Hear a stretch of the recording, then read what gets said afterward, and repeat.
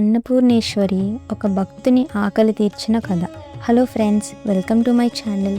మన ఛానల్ని first time చూస్తున్న వాళ్ళు ఫాలో అవ్వండి. ఇలాంటి మంచి కంటెంట్ కోసం మన ఛానల్ని సబ్స్క్రైబ్ చేయండి. ఇంకా వీడియోలోకి వెళ్ళిపోదామా? అన్నపూర్ణేశ్వరి ఒక భక్తుని ఆకలి తీర్చిన కథ. ఫ్రెండ్స్, ఈ వీడియో చివరి వరకు చూడండి.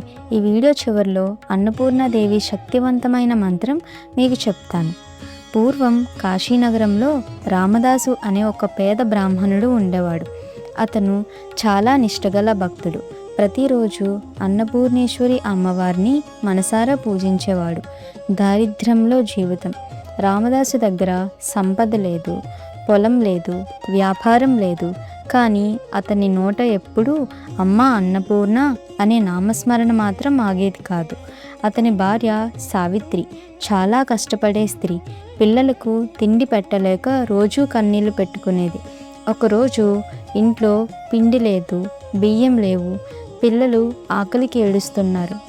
సావిత్రి భర్తతో అంది, నాదా, పిల్లలు ఆకలికి అలమటిస్తున్నారు.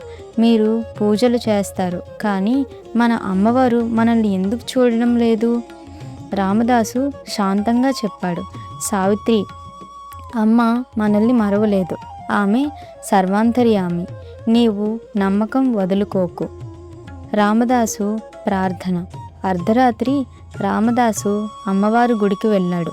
కళ్ళు మూసుకొని మనసారా ప్రార్థించాడు. అమ్మా అన్నపూర్ణ, నీవు జగన్మాతవి. నీవు సర్వప్రాణులకు అన్నం పెట్టే తల్లివి. నా పిల్లలు ఆకలికి ఏడుస్తున్నారు. నేను నిన్ను నమ్మాను తల్లి, నన్ను వదలుకమ్మా అంటూ కంట నీరు పెట్టుకున్నాడు. అతని కళ్ళ నుండి కన్నీళ్లు జలజలా కారాయి. గుడి అంతా నిశ్శబ్దంగా ఉంది.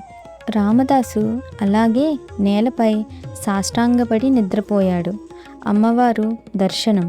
అర్ధరాత్రి రామదాసుకి స్వప్నంలో ఒక దివ్యమైన వెలుతురు కనిపించింది. సాక్షాత్తు అన్నపూర్ణేశ్వరి అమ్మవారు. చేతిలో బంగారు అన్నం పాత్రతో, మొహంలో అమృత వంటి చిరునవ్వుతో ప్రత్యక్షమైంది. అమ్మవారు ప్రేమగా అన్నారు, నాయనా రామదాస, నేను నిన్ను ఎప్పుడూ చూస్తూనే ఉన్నాను. నీ భక్తి నన్ను కదిలించింది. నీ ఇంటికి వెళ్ళు, నీ ఇల్లు నిండుగా ఉంటుంది. రామదాసు కలలో అమ్మవారి పాదాలపై పడ్డాడు. కళ్ళు తెరిచేసరికి తెల్లవారుజాము అయింది. ఇంట్లో అద్భుతం. రామదాసు పరిగెత్తుకుంటూ ఇంటికి వచ్చాడు. ఇంట్లో అడుగు పెట్టగానే అద్భుతమైన సువాసన ముక్కుకు తగిలింది. వంటగదిలోకి వెళ్ళి చూస్తే బియ్యం నిండిన గంప, పాలు నిండిన పాత్ర, కూరగాయలు నిండిన బుట్ట, తేనె నిండిన కుండ అన్నీ నిండుగా ఉన్నాయి. సావిత్రి నిద్రలేచి చూసి ఆశ్చర్యపోయింది. పిల్లలు పరిగెత్తుకొచ్చారు. రామదాసు కళ్ళ నిండా ఆనంద బాష్పాలతో చేతులు జోడించాడు. అమ్మా అన్నపూర్ణ, నీ మహిమ అపారం, నీ కరుణ అనంతం. ఈ పంచుకున్న ఆనందం. రామదాసు అక్కడితో ఆగలేదు. పొరుగింటి పేద కుటుంబాలను అందరినీ పిలిచాడు. ఆకలిగా ఉన్న యాచకులను, వృద్ధులను పిలిచాడు. అందరికీ వండి వడ్డించాడు. అద్భుతం ఏమిటంటే ఎంతమంది తిన్నా అన్నం తరగలేదు. పాత్ర నిండుగానే ఉంది. అందరూ తృప్తిగా తిన్నారు. అందరి నోట్లో ఒకే మాట, అన్నపూర్ణేశ్వరి మాతాకి జై. ఈ కథ సారాంశం మనకేం నీతి చెప్తుంది? నమ్మకం ఉన్న చోట భగవంతుడు తప్పకుండా వస్తాడు. కష్టాల్లో భక్తి వదలకూడదు. అమ్మవారు సర్వప్రాణులకు అన్నం పెట్టే జగన్మాత. మనకు దొరికింది పంచుకుంటే అమ్మవారు మరింత ఇస్తుంది. ఫ్రెండ్స్, ఈ వీడియో చివరిలో అన్నపూర్ణాదేవి యొక్క శక్తివంతమైన మంత్రం మీతో పంచుకుంటానని చెప్పాను కదా, అదే ఈ మంత్రం.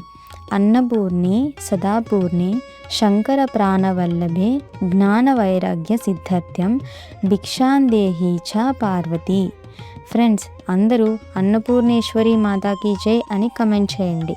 ఇలాంటి మంచి కంటెంట్ కోసం మన ఛానల్ని సబ్స్క్రైబ్ చేసుకోండి. Thank you for watching. ఇంకో మంచి భక్తి కథతో మీ ముందుకు వస్తాను.